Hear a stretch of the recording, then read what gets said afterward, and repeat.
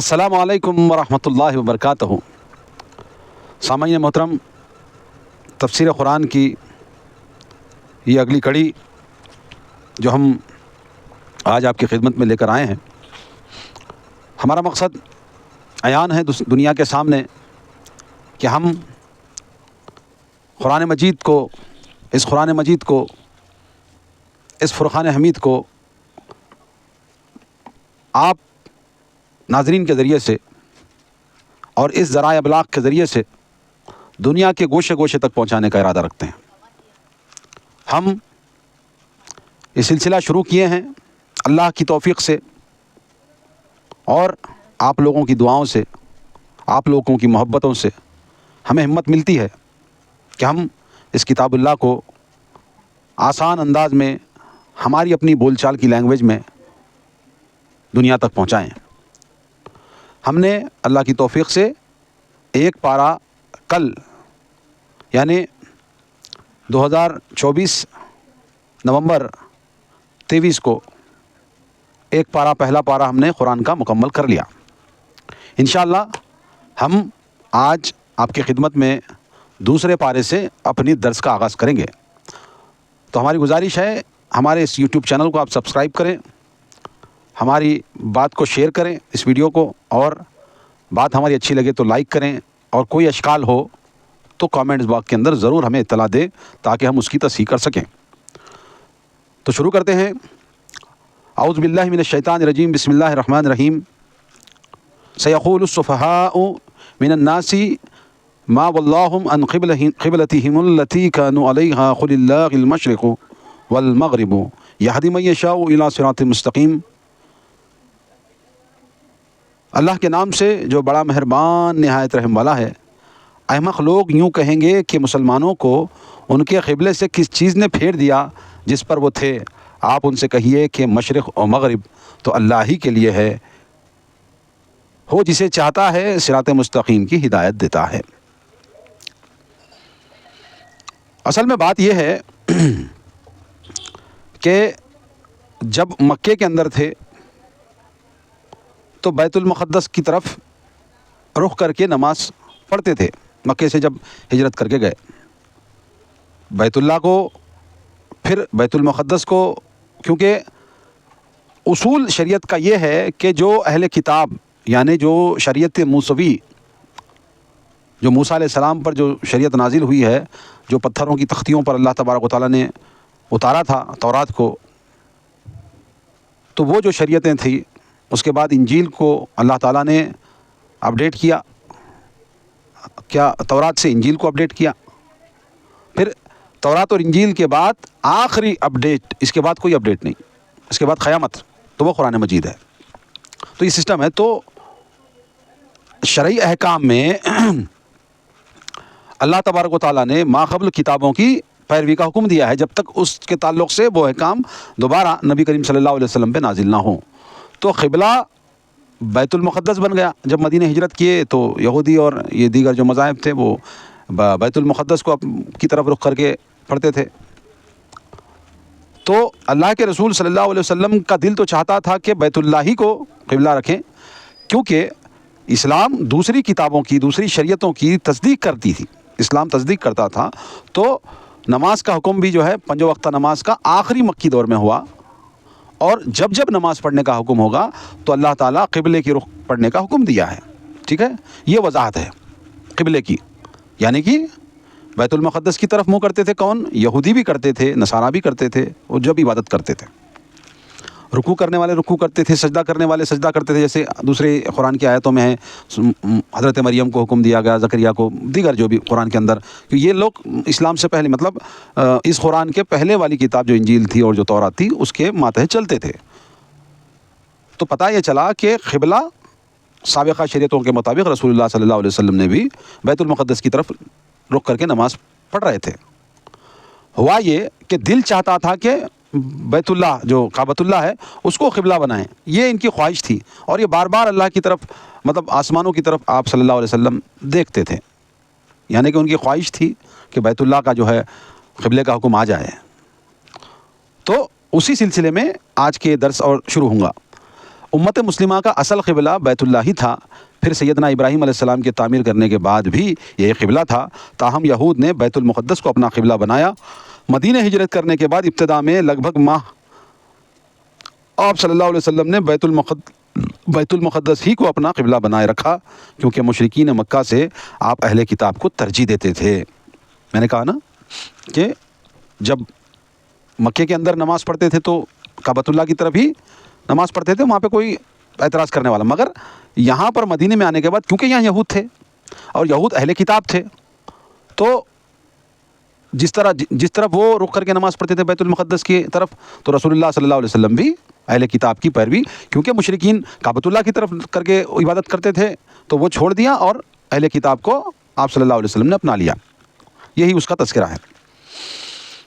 اور آپ کے اس عمل کو بھی اللہ تعالیٰ نے اپنی جانب ہی منسوب کیا، چنانچہ کسی قوم کے قبلے کو اپنا قبلہ قرار دینا اس قوم کی قیادت اور امامت کو تسلیم کرنا ہے، لہذا آپ نے ابتدائی دور میں بیت المقدس کو اپنا قبلہ بنایا تو اس کی ایک وجہ تو مشرکین مکہ کی مخالفت تھی، دوسرے مسلمانوں کا امتحان بھی مقصود تھا، کیونکہ کسی بھی قوم کے لیے اپنے شاعر کو ترک کرنا سہل کام نہیں۔ ہجرت کے بعد مدینے کے حالات مختلف ہو چکے تھے، ایک ننھی سی چھوٹی سی آزاد ریاست وجود میں آ چکی تھی، اب بیت المقدس کو قبلہ برقرار رکھنا ان کی امامت تسلیم کیے رکھنا تھا، چنانچہ اب آپ کی قلبی خواہش تھی کہ بیت اللہ کو قبلہ قرار دیا جائے، اور اس انتظار میں بار بار آپ کی نظریں آسمان کو اٹھتی تھیں۔ تب تحویل قبلہ کا حکم نازل ہوا، مسلمانوں کی ایک جماعت کو صلاۃ کی حالت میں ہی یہ حکم پہنچا تو انہوں نے صلاۃ ہی میں قبلہ تبدیل کر لیا۔ جس مسجد میں مسلمانوں نے حالت جماعت میں اپنا رخ بیت اللہ کی طرف کر لیا وہ مسجد قبلتین کہلاتی ہے۔ تحویل قبلہ کا یہودیوں پر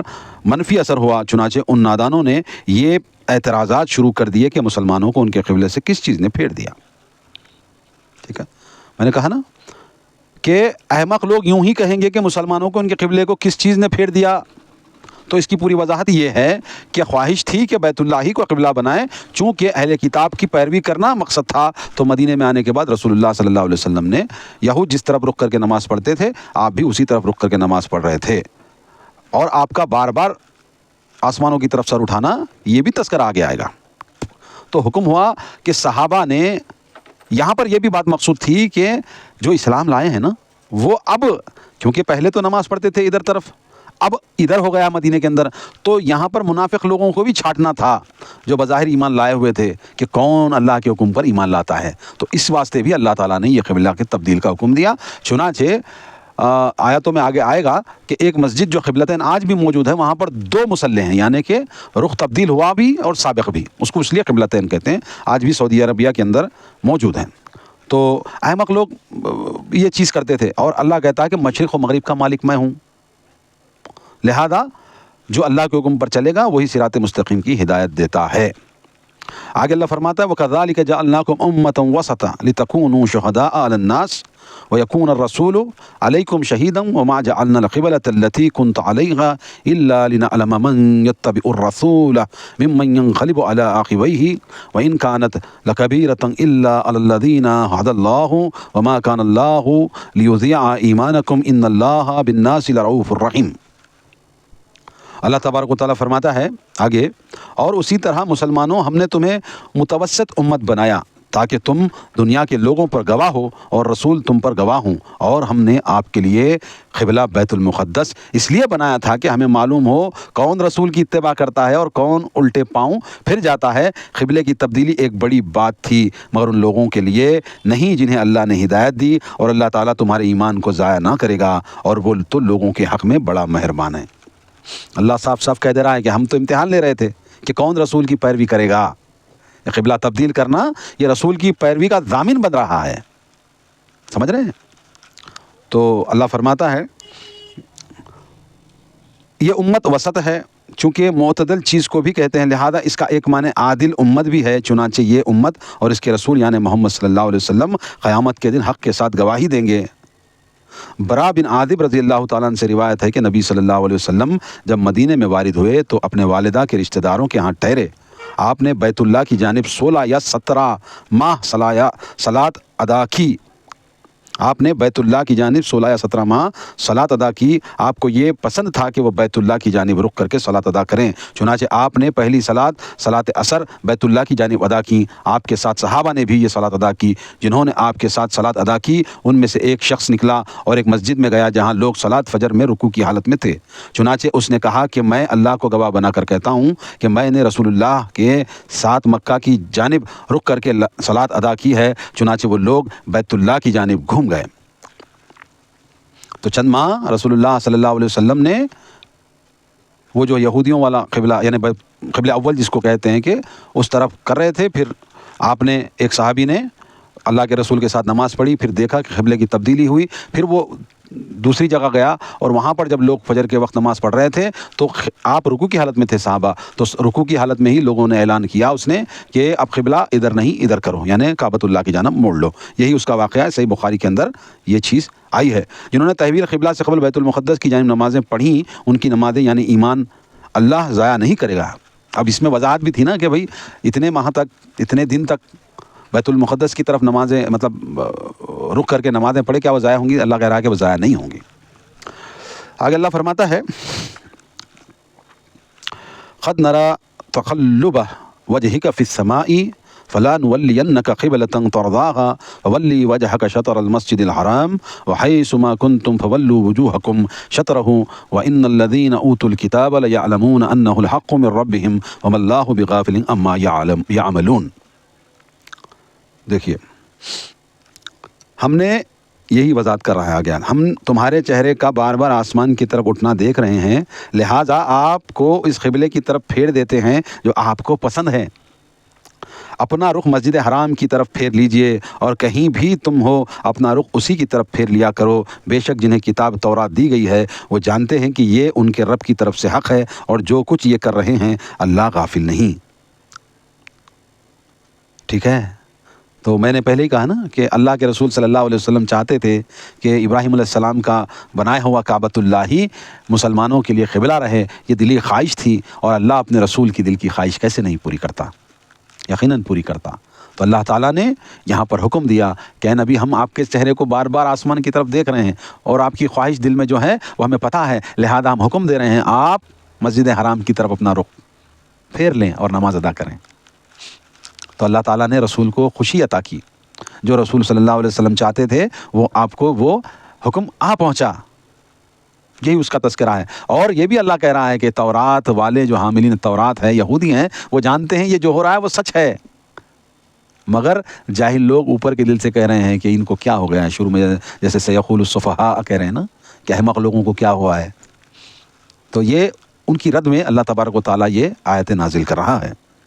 چنانچہ وَلَئِنْ آتَيْتَ الَّذِينَ أُوتُوا الْكِتَابَ بِكُلِّ آيَاتٍ مَا تَبِعُوا قِبْلَتَكَ وَمَا أَنْتَ بِتَابِعٍ قِبْلَتَهُمْ وَمَا بَعْضُهُمْ بِتَابِعٍ قِبْلَةَ بَعْضٍ وَلَئِنِ اتَّبَعْتَ أَهْوَاءَهُمْ مِنْ بَعْدِ مَا جَاءَكَ مِنَ الْعِلْمِ إِنَّكَ إِذًا لَمِنَ الظَّالِمِينَ الَّذِينَ آتَيْنَاهُمُ الْكِتَابَ يَعْرِفُونَهُ كَمَا يَعْرِفُونَ أَبْنَاءَهُمْ وَإِنَّ فَرِيقًا مِّنْهُمْ لَيَكْتُمُونَ الْحَقَّ وَهُمْ يَعْلَمُونَ۔ اگر آپ ان کے اہل کتاب کے پاس کوئی بھی نشانی لے آئیں وہ آپ کے قبلے کی اتباع نہیں کریں گے۔ یہاں دیکھیے وضاحت کر دے رہا ہے، یہود سے بیزارگی کا اعلان کر رہا ہے اللہ تبارک و تعالیٰ، اور حکم دے رہا ہے کہ آپ کتنی بھی بڑی بڑی نشانیاں لاؤ کہ اللہ تبارک و تعالیٰ نے قبلے کی تبدیلی کا جو حکم دیا ہے وہ جو ہے آپ صلی اللہ علیہ وسلم چاہے کچھ بھی کریں یہ ماننے والے نہیں ہیں، یہ جو یہود ہیں یہ ماننے والے نہیں ہیں، اللہ تبارک و تعالیٰ کہہ رہا ہے۔ اور آگے اللہ فرماتا ہے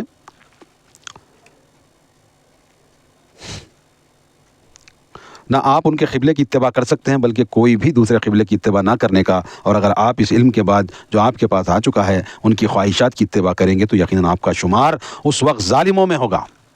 اللہ تبارک و تعالیٰ تنبیہ کر رہا ہے کہ آپ نہ یہود آپ کے قبلے کی اتباع کریں گے، نہ آپ اب اللہ کے حکم کے بعد ان کے قبلے یعنی پرانے قبلے کی طرف آپ نہیں کریں گے۔ اگرچہ آپ کریں گے ان کی خواہشوں کی اتباع اور پیروی تو آپ ظالموں میں سے ہو جائیں گے۔ اللہ کیسے تنبیہ کر رہا ہے رسول اللہ صلی اللہ علیہ وسلم کو، کہہ رہا ہے وما انت بتابع قبلتهم وما بعضهم بتابع قبلة بعض ولن اتبعت اهواءهم من بعد ما جاءك من العلم انك اذا لمن الظالمین. اللہ فرما رہا ہے کہ ظالم ہو جائیں گے اگرچہ ان کے قبلے کی اتباع کریں گے تو، ان کی خواہشاتوں کی اتباع کریں گے تو. اور آگے اللہ فرماتا ہے اللہ تعالیٰ ان لوگوں کو ہم نے کتاب تورات دی وہ اس کعبے کو یوں پہچانتے ہیں جیسے اپنے بیٹوں کو، پھر بھی ان میں یقیناً ایک گروہ ایسا ہے جو عمدن حق چھپاتے ہیں. اب یہاں پر دیکھیں علماء جو تھے نا، یہ یہود کے علماء، یہ روز روشن کی طرح جانتے تھے کہ یہ جو کعبۃ اللہ ہے نا یہی اصل قبلہ ہے، یہی ابراہیم علیہ السلام کا بنایا ہوا. یہ جانتے تھے اسی طرح جس طرح ایک باپ ایک بیٹے کو اپنے جانتا ہے، جس طرح باپ اپنے بیٹے کو جانتا ہے اسی طرح ہی جانتے تھے یہود کے علماء. اور یہ عمدن حق کو چھپاتے تھے، رسول کی اتباع اور پیروی نہیں کرتے تھے. علماء یہود و نصارہ کو روز روشن کی طرح معلوم تھا کہ سیدنا ابراہیم نے بیت اللہ کی تعمیر کی اور اسے قبلہ قرار دیا، جبکہ بیت المقدس کے قبلہ ہونے کا کوئی ثبوت نہیں. ٹھیک ہے، وہ جانتے تھے یہود کہ یہ جو ابراہیم علیہ السلام جو تعمیر کیے کعبۃ اللہ وہی اصل قبلہ ہے، اور ان کے پاس بیت المقدس کے قبلہ ہونے کی کوئی دلیل نہیں ہے. آگے ارشاد فرماتا اللہ تعالیٰ الحق من ربک فلا تکونن من الممترین ولکل وجہۃ هو مولیہا فاستبقوا الخیرات اینما تکونوا یاتی بکم اللہ جمیعا ان اللہ علی کل شیء قدیر. یہ تمہارے رب کی طرف سے حق ہے، لہذا اس کے متعلق شک میں نہ پڑنا. ہر ایک کے لیے ایک جہت ہے، جس طرف وہ رخ کرتا ہے سو تم نیک کاموں میں پیش قدمی کرو. تم جہاں بھی ہوگے اللہ تمہیں اکٹھا کر لائے گا، بلا شبہ اللہ ہر چیز پر قادر ہے. ہر ایک کے لیے ایک جہت ہے جس طرف وہ رخ کرتا ہے، یا ہر کسی کو کسی نہ کسی جہت میں رخ کرنا ہی ہے. اصل چیز رخ کرنا نہیں ہے بلکہ وہ نیکی ہے جس کے لیے تم صلاۃ پڑھتے ہو. لہٰذا سمت اور مقام کے جھگڑوں میں پڑھنے کی بجائے تمہیں اصل مقصد یعنی نیکی کے حصول کی فکر کرنی چاہیے. اب اس میں سے اب زبردستی نہیں کریں گے ہم مسلمان یہود کو، زبردستی نہیں کریں گے کہ چلو پلٹو، نہیں، چھوڑ دو ان کو چھوڑ دو. ہمارا مقصد جو تھا کہ وہ صلاۃ قائم کرنا تھا، نیکی کا کام، صلاۃ قائم کرنا نیکی کا کام ہے. تو یہ اصل مقصد تو نیکی کا کام کرنا ہے، جھگڑا کرنا نہیں ہے. ان کو اگرچہ وہ کرتے ہیں تو کرنے دو، نہیں کرتے تو کوئی بات نہیں، چھوڑ دو ان کو. وَمِنْ حَيْثُ خَرَجْتَ فَوَلِّ وَجْهَكَ شَطْرَ الْمَسْجِدِ الْحَرَامِ وَإِنَّهُ لَلْحَقُّ مِنْ رَبِّكَ وَمَا اللَّهُ بِغَافِلٍ عَمَّا تَعْمَلُونَ. وَمِنْ حَيْثُ خَرَجْتَ فَوَلِّ وَجْهَكَ شَطْرَ الْمَسْجِدِ الْحَرَامِ وَحَيْثُ مَا كُنْتُمْ فَوَلُّوا وُجُوهَكُمْ شَطْرَهُ لِئَلَّا يَكُونَ لِلنَّاسِ عَلَيْكُمْ حُجَّةٌ إِلَّا الَّذِينَ ظَلَمُوا مِنْهُمْ فَلَا تَخْشَوْهُمْ وَاخْشَوْنِي وَلِأُتِمَّ نِعْمَتِي عَلَيْكُمْ وَلَعَلَّكُمْ تَهْتَدُونَ. اللہ فرماتا ہے اور آپ جہاں سے بھی نکلیں تو اپنا رخ مسجد حرام کعبۃ اللہ کی طرف پھیر لیا کریں، جو تمہارے رب کا بالکل درست فیصلہ ہے، اور جو کچھ تم لوگ کرتے ہو اللہ اس سے بے خبر نہیں. اور آپ جہاں سے بھی نکلیں تو اپنا رخ کعبہ کی طرف پھیر لیا کریں، اور جہاں کہیں بھی تم ہوا کرو اپنا رخ اسی طرف پھیر لیا کرو، تاکہ لوگوں کے لیے تمہارے خلاف کوئی حجت نہ رہے، مگر ان میں سے ظالم اعتراض کرتے رہیں گے. ظالم ہیں وہ لوگ، ظالم ہیں سو تم ان سے نہ ڈرو بلکہ صرف مجھ سے ڈرو، تاکہ میں تم پر اپنی نعمت پوری کروں اور شاید تم ہدایت پا جاؤ. یعنی صلاۃ ادا کرتے وقت جب بھی نماز پڑھتے ہیں نا تو یہ وضاحت کے ساتھ بار بار تاکیدی الفاظ کے ساتھ کہہ رہا ہے کہ کوئی بھی مسلمان ہو جہاں کہیں بھی ہو، وہ جنگل میں ہو، بیابان میں ہو، مدینے میں ہو، مکے میں ہو، بیت المقدس میں ہو، یا کہیں پر بھی ہو، یہ میں اپنی طرف سے کہہ رہا ہوں کہ جہاں کہیں بھی وہ ہوں، ہر مسلمان نماز جب ادا کرے وہ اپنا رخ بیت المقدس کی طرف کر لے، یعنی کعبۃ اللہ کی طرف کرے. بیت المقدس نہیں، کعبۃ اللہ کی طرف کرے، کوئی بھی ہو. ٹھیک ہے، تو آگے اللہ تعالیٰ فرماتا ہے کما ارسلنا فیکم رسولا منکم یتلو علیکم آیاتنا ویزکیکم ویعلمکم الکتاب والحکمت ویعلمکم ما لم تکونوا تعلمون فاذکرونی اذکرکم واشکروا لی ولا تکفرون. جیسا ہم نے تمہیں سے ایک رسول بھیجا جو تم پر ہماری آیات تلاوت کرتا ہے اور تمہیں پاکیزہ بناتا ہے اور کتاب و حکمت سکھلاتا ہے، اور وہ سکھلاتا ہے جو تم نہ جانتے تھے. لہذا تم مجھے یاد رکھو، میں تمہیں یاد رکھوں گا، اور میرا شکر ادا کرو اور کفران نعمت نہ کرو. اللہ فرماتا ہے کہ میں نے یہ رسول جو بھیجا ہے نا، محمد الرسول اللہ صلی اللہ علیہ وسلم، تمہیں میں سے بھیجا ہے جو تمہیں اللہ کی آیت پڑھ کر سناتا ہے اور تمہیں پاک کرتا ہے، تمہیں پاک کرتا ہے، تو لہذا تم مجھے یاد کرو، یعنی اللہ کی عبادتیں کرو، اللہ کی بات کرو، اللہ کا ذکر کرو، ہاں تو میں تمہیں یاد رکھوں گا۔ تم مجھے یاد رکھو گے، تم مجھے یاد کرو، میں تمہیں یاد رکھوں گا۔ میرا شکر ادا کرو، اور جو میں نے یہ نعمت دی ہے نا رسول صلی اللہ علیہ وسلم کو اللہ نعمت کہہ رہا ہے، تو میرے نعمت کا شکر ادا کرو۔ اب وضاحت کی گئی ہے کہ لوگوں کو تم سے جھگڑنے کا موقع نہ رہے، کیونکہ یہودی تحویل قبلہ سے قبل کہتے کہ تم ہمارا طریقہ تو نہیں مانتے مگر قبلہ ہمارا ہی برقرار رکھتے ہو۔ مشرکین مکہ کہتے کہ دعویٰ تو تم ابراہیم علیہ السلام کی طریق کا کار کرتے ہو مگر ان کا قبلہ چھوڑ دیا، اس کے علاوہ تکرار تاکید کا فائدہ بھی دیتی ہے۔ وہ پھر بھی اعتراضات سے باز نہیں آئیں گے۔ مثلا مشرکین مکہ نے کہا کہ اب ہمارا قبلہ درست تسلیم کر لیا ہے، آہستہ آہستہ دوسری چیزیں بھی مان لیں گے، اور یہود نے کہا کہ ہمارا قبلہ محض ہٹ درمی اور ضد کی وجہ سے چھوڑ دیا، یعنی امامت اور پیشوائی کی نعمت یا دین اسلام کی نعمت جو کہ سب سے بڑی نعمت ہے۔ حضرت ابو ہریرہ رضی اللہ عنہ کہتے ہیں کہ فرمان رسول ہے کہ اللہ تعالیٰ فرماتے ہیں میں اپنے بندے کے گمان کے مطابق اس سے سلوک کرتا ہوں، جب وہ میرا ذکر کرتا ہے تو میں اس کے ساتھ ہوتا ہوں، اگر وہ مجھے دل میں یاد کرے تو میں بھی اسے دل میں یاد کرتا ہوں، اگر وہ ایک ہاتھ میرے قریب ہو تو میں 2 ہاتھ اس کے قریب ہوتا ہوں، اگر وہ چل کر میرے پاس آئے تو میں دوڑ کر اس کے پاس جاتا ہوں۔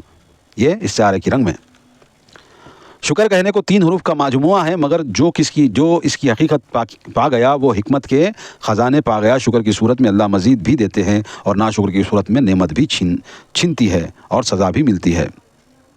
اگر شکر کرو گے تو تمہیں زیادہ دوں گا، اور ناشکری کرو گے تو سمجھ لو کہ اس کا عذاب بڑا سخت ہے۔ اب یہاں پر دیکھیے مسئلہ یہ ہے کہ مکے میں تھے، کعبۃ اللہ کو قبلہ بنایا، مدینے میں آئے، یہود کا جو ہے بیت المقدس کی طرف رک کر کے نماز پڑھے، پھر اللہ دل کی خواہش کے مطابق بیت اللہ کو بنا دیا۔ اب یہاں پر یہ ہے کہ مشرکین مکہ جو ہے وہ یہ دعویٰ کر رہے ہیں کہ محمد صلی اللہ علیہ وسلم جو ہے ہمارے سے لڑکے مدینے جا کے وہ بیت المقدس نعوذ باللہ، ایسا انہوں شک کر رہے ہیں، وہ تذکرہ ہے کہ وہ جو ہے یہود کی پیروی کرنے لگ گئے، ٹھیک ہے۔ تو اب جب یہ قبلہ تعویل ہونے کی بات ہوئی تو یہ جھگڑے کرنے کی وجوہات نہیں ہے کہ مشرکین مکہ خود کہنے لگے کہ دیکھو محمد صلی اللہ علیہ وسلم واپس ہماری پیروی کرنے لگے۔ جب وہاں گئے تھے تو کہتے تھے کہ ابراہیم علیہ السلام کے قبلے کو چھوڑ کر کے وہ یہودیوں کے قبلے کی طرف رک کر کے نماز پڑھ رہے ہیں، اور دعوت دے رہے ہیں کہ ابراہیم علیہ السلام کے دین پر میں ہوں، کیونکہ اللہ کے نبی کا دعوت تھا نا کہ میں تمام انبیاء کی تصدیق کرتا ہوا رہا ہوں، اور ابراہیم علیہ السلام ابو الانبیاء ہیں، تو لہذا ابراہیم علیہ السلام ہی ہمارے پیشوا اور امام ہیں، یہ کہتے تھے نا نبی کریم صلی اللہ علیہ وسلم۔ تو ادھر جا کر کے بیت المقدس کی طرف رک کرتے نماز پڑھتے تو یہ کہتے کہ ابراہیم علیہ السلام کو چھوڑ دیا اور جا کر ادھر کر دیا۔ اب جب بیت المقدس کی طرف نماز پڑھے تو یہودی کہنے لگے دیکھو ہماری جو ہے نقل کر رہے ہیں، بہرحال اس طرح کی باتیں وہ کرتے تھے۔ تو اب جب تبدیل ہو گیا تو مشرکین مکہ کہنے لگے کہ واپس آ گئے ہیں، دیکھو واپس آ گئے، اب یہ قبلے کی طرف واپس آئیں گے، باقی کے اعمال کی طرف بھی یہ واپس آ جائیں گے، ایسا گمان مشرکین مکہ کا تھا۔ اور وہ جو یہود تھے وہ یہ کہنے لگے جب قبلہ پھر واپس سے بیت اللہ بنا تو یہ کہنے لگے کہ دیکھو یہ ہٹ دھرمی کی بنا پر، ہماری محض مخالفت کی بنا پر یہ جو ہے وہ کعبۃ اللہ کو قبلہ بنا لیے۔ تو اللہ تعالیٰ کا کہنا یہی ہے اس لب الباب میں کہ تم جہاں بھی رہو رخ قبلے کی طرف کر لو، یعنی کعبۃ اللہ کی طرف۔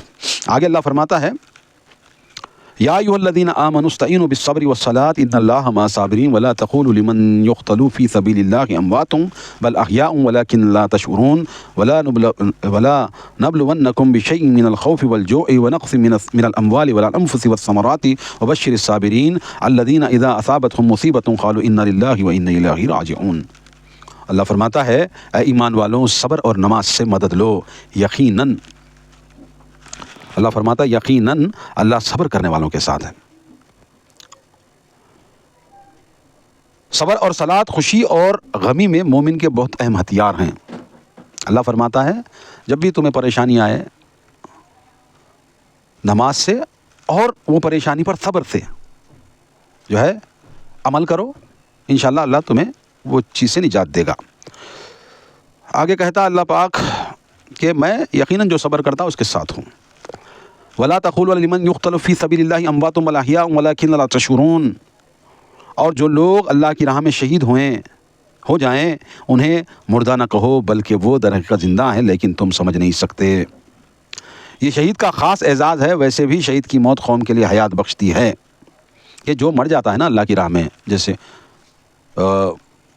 ایمان کو بچانے کے لیے مرتے ہیں. آج بھی لوگوں کو قتل کر دیا جاتا ہے محض اسلام کے نام پر، اور نعرے اگرچہ نہیں لگوایا تو مار دیتے ہیں. زبردستی نعرے مارنے کو کہتے ہیں، زبردستی شرک کرنے کو کہتے ہیں، زبردستی کفر کرنے کو کہتے ہیں.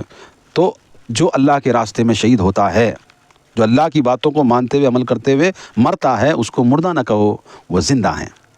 شہید زندہ ہیں، اور اللہ تعالیٰ کے پاس وہ رزق بھی اللہ تعالیٰ ان کو دیتا ہے. ٹھیک ہے. اور ہم ضرور تمہیں کسی قدر خوف اور فاقے میں مبتلا کر کے نیز جان و مال اور پھلوں کے خسارے سے تمہیں آزمائیں گے. اور صبر کرنے والوں کو خوشخبری دے دیجئے کہ جب انہیں کوئی مصیبت آئے تو کہتے ہیں کہ ہم اللہ ہی کے ہیں اور اسی کی طرف لوٹ کر جانا ہے.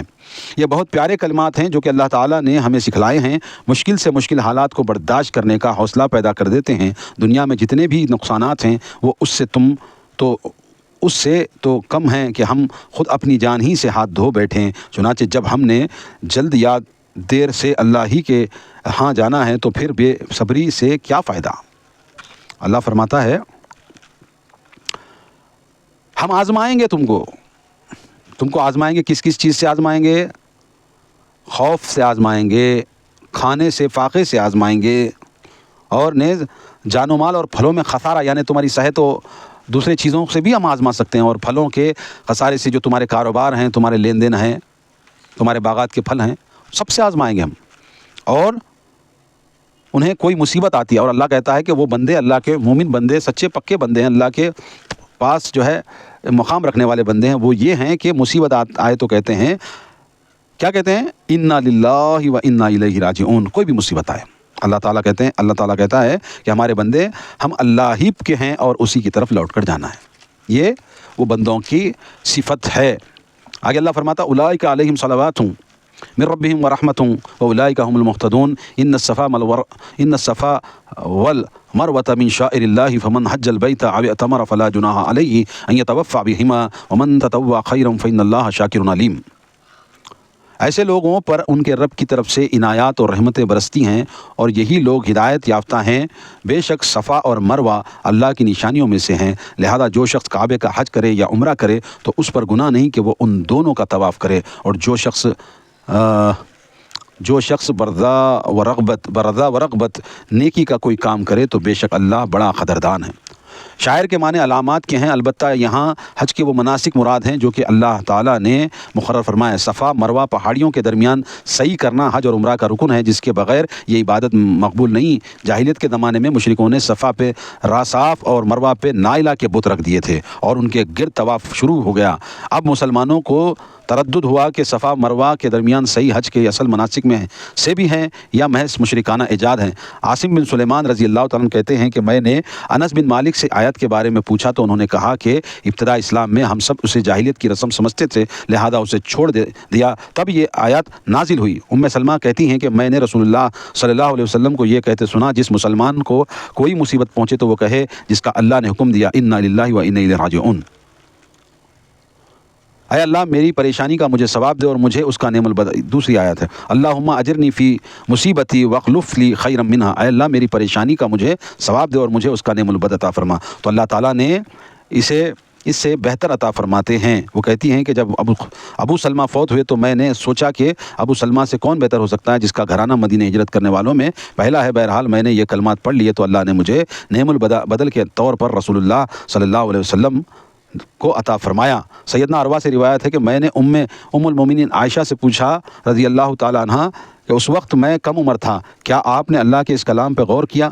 مجھے تو ایسا معلوم ہوتا ہے کہ اگر کوئی صفا مروہ کا طواف نہ کرے تو کوئی حرج نہیں. عائشہ نے کہا بالکل نہیں، اگر ایسا ہوتا جیسے تم کہتے ہو تو عبارت یوں ہوتی فلا جناح علیہ ان لا یطوف بہما. اب دیکھیے وضاحت یہ ہے کہ یہاں پر جو زمانے جاہلیت تھی اس میں یہ سوچ تھی کہ صفا اور مروہ پر دو بت رکھے ہوئے تھے، ان کا نام تھا صفا پہ راصاف اور مروہ پہ نائلہ. نائلہ ایک بت اور اصاف ایک بت، تو ایک صفا پہ ایک مروہ پہ. اور لوگ جو ہے اتنا غلو کر دیا، حالانکہ صفا اور مروہ کا جو چکر لگانا ہے، حضرت حاجرہ علیہ السلام جب حضرت اسماعیل علیہ السلام کو پیاس کی وجہ سے جب زمزم کا واقعہ پیش آنے والا تھا، اس وقت کہ دور دراز دیکھنے کے لیے آپ جو ہے کچھ ملتا ہے، پانی کہیں دکھتا ہے، اس واسطے مروہ پہ چڑھتی تھیں اور دیکھتی تھی، دل میں خیال آتا تھا کہ کہیں میرے بچے کو کوئی درندہ اٹھانا لے جائے، تو واپس اترتی تھیں اور دیکھتی تھیں. پھر بچہ بلکتا تھا تو پھر صفا کی پہاڑی پر چڑھ کر دیکھتی تھی کہ شاید کوئی پانی مل جائے، شاید کوئی قبیلہ مل جائے، شاید کوئی قافلہ مل جائے، شاید کچھ مل جائے جس سے میرے بچے کی یہ پیاس بجھ جائے. اس وجہ سے یہ جو حرکات تھی نا، صفا سے مروہ، مروہ سے صفا، اس طرح 7 چکر لگانے کا حکم اللہ تبارک و تعالیٰ یہاں پر دیتا ہے کہ جو حج اور عمرہ کرتا ہے، جو مناسک ہیں، وہ مناسک کے اندر سے یہ صفا اور مروہ کی صحیح ہے. حالانکہ ابتدائی اسلام میں لوگ یہ سمجھتے تھے کہ یہ جاہلانہ رسم ہے، حالانکہ جب یہ آیت نازل ہو گئی تو واضح ہو گیا کہ یہ جو ہے بگاڑ تھا کہ وہ بتوں کو چکر لگاتے تھے مشرکین مکہ. حالانکہ صفا سے مروہ، مروہ سے صفا چڑھنے کا عمل یہ جائز تھا اور یہ حکماً نازل ہوا ہے. اس وقت یہ جو سورہ بقرہ کی آیت ہمیں وضاحت کر دیا. اور اس میں جو ہے ام المومنین حضرت عائشہ رضی اللہ تعالیٰ عنہ سے بھی روایت ہے کہ عروہ رضی اللہ تعالیٰ عنہ کہ عروہ جو ہے حضرت عائشہ کے غلام ہے یا رشتہ دار ہیں، بہرحال میرے ذہن میں نہیں آ رہا ہے. تو عروہ سے روایت ہے کہ آپ نے عائشہ سے پوچھا کہ ہم تو سمجھتے تھے کہ کریں یا نہ کریں طواف، یہ جو صحیح ہے وہ ہو جائے گا حج مناسک یا عمرہ مناسک. تو کہنے لگی نہیں، یہ آیات اس کی دلیل ہے. اور یہ کہنے لگیں اگرچہ نہ مطلب اجازت ہوتی کرو یا نہ کرو، تو آیت اس طرح ہوتی جو بخاری کے اندر آئی ہے، فلا جناح علیہ ان لا یطوف بہما، یہ اس طرح لکھا جاتا، حالانکہ وہ اس طرح نہیں ہے. آیت کس طرح ہے؟ ان الصفا والمروۃ من شعائر اللہ فمن حج البیت او اعتمر فلا جناح علیہ ان یطوف بہما. تو بہرحال یہ جو ہے حضرت عائشہ نے وضاحت کر دی. اب آگے جو ہے اللہ تعالیٰ فرماتا ہے ان الذين يكتمون ما انزلت من البينات والهدى من بعد ما تبين للناس في الكتاب اولئك يلعنهم الله ولعنهم اللائنون. اللہ فرماتا ہے بے شک جو لوگ ہمارے نازل کردہ واضح دلائل اور ہدایات چھپاتے ہیں اس کے بعد کہ ہم انہی اپنی کتاب میں لوگوں کے لیے کھول کر بیان کر چکے ہیں، ان پر اللہ لعنت کرتا ہے اور لعنت کرنے والے بھی لعنت کرتے ہیں. ٹھیک ہے، یعنی کہ ہم آیتوں کو کھول کھول کر بیان کرتے ہیں تاکہ لوگ ہدایت پا جائیں. اور کتاب اور یہ قرآن کے اندر وضاحت بھی کر دی، یہ مناسک کیا ہے، یہ عمل کیا ہے، اس طرح کی باتیں اللہ تبارک و تعالیٰ بتا دیا ہے. اولئک یلعنہم اللہ ویلعنہم اللائنون. یہ جو آیات ہے کہتا ہے کہ کتاب میں لوگوں کے لیے کھول کر بیان کر چکے ہیں، ان پر اللہ تعالیٰ لعنت کرتا ہے اور لعنت کرنے والے بھی لعنت کرتے ہیں جو چھپاتے ہیں. یہ جو مناسک ہیں، یہ جو عمل ہیں، اس کو چھپانے والے کو اللہ بھی لعنت کرتا ہے اور لعنت کرنے والے بھی لعنت کرتے ہیں. الا الذین تابوا واصلحوا وبینوا فاولئک اتوب علیہم وانا التواب الرحیم. اللہ فرماتا ہے البتہ جن لوگوں نے توبہ اور اصلاح کر لی اور خفیہ بات کی وضاحت کر دی تو میں ایسے لوگوں کی توبہ قبول کرتا ہوں اور میں توبہ قبول کرنے والا نہایت رحم والا ہوں. اللہ فرماتا ہے یات علماء مشائخ و مبلغین وغیرہ کے بارے میں ہے، ایسے لوگ اگر اللہ کا احکام چھپائیں تو اس کا نتیجہ گمراہی ہے اور فساد کی شکل میں نکلتا ہے. یہ بدترین لوگ ہیں جو کہ اپنے علاوہ اپنے متبعین کے گناہوں کا بوجھ بھی اٹھاتے ہیں. ابو ہریرہ رضی اللہ تعالیٰ سے روایت ہے، کرتے ہیں کہ اگر قرآن کریم میں 2 آیاتیں نہ ہوتیں تو میں کوئی حدیث بیان نہ کرتا. پھر آپ نے یہ آیات پڑھی. یعنی کہ اگرچہ دیکھو یہاں پر وضاحت یہ ہے کہ جو علم ہے، جو سچا علم ہے، جو حقیقی قرآن کا علم ہے، حدیث کا علم ہے، وہ اگرچہ کچھ چھپا کے کچھ ظاہر کریں گے تو اس کے اوپر اللہ تعالیٰ لعنت کرتا ہے اور لعنت کرنے والے بھی لعنت کرتے ہیں. تو علم آ جانے کے بعد علم کو چھپانا نہیں چاہیے، مگر آج کئی ایسے فرقے بن چکے ہیں جو آدھی بات کو تو بتاتے ہیں، آدھی بات کو کھا جاتے ہیں. اسی لیے یہ حرکات کی وجہ سے برابر یہ حرکات یہود کے اندر تھے کہ بعض آیات کو تو بتاتے تھے اپنے مطلب کی، بعض آیات کو چھپاتے تھے. اور آج بھی جتنے خود کو بہت ٹی ٹی ایس کہتے ہیں مگر عوام جو کثیر تعداد میں ان کے پیچھے ہیں، ان کو گمراہ کیے ہوئے ہیں اور اپنے مطلب کے معنی بدل کر کے، مفہومی طور پہ بدل کر کے، وضاحت کے طور پہ بدل کر کے لوگوں کو گمراہ کرتے ہیں. آج بھی کرتے ہیں، اب کرتے ہیں.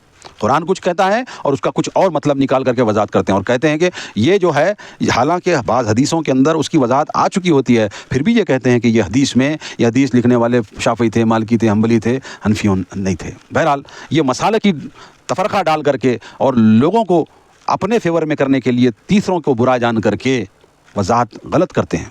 تو ان کے بارے میں وعید ہے، اللہ ان پر لعنت کرتا ہے جو چھپاتے ہیں اللہ کے احکام کو۔ آگے اللہ فرماتا ہے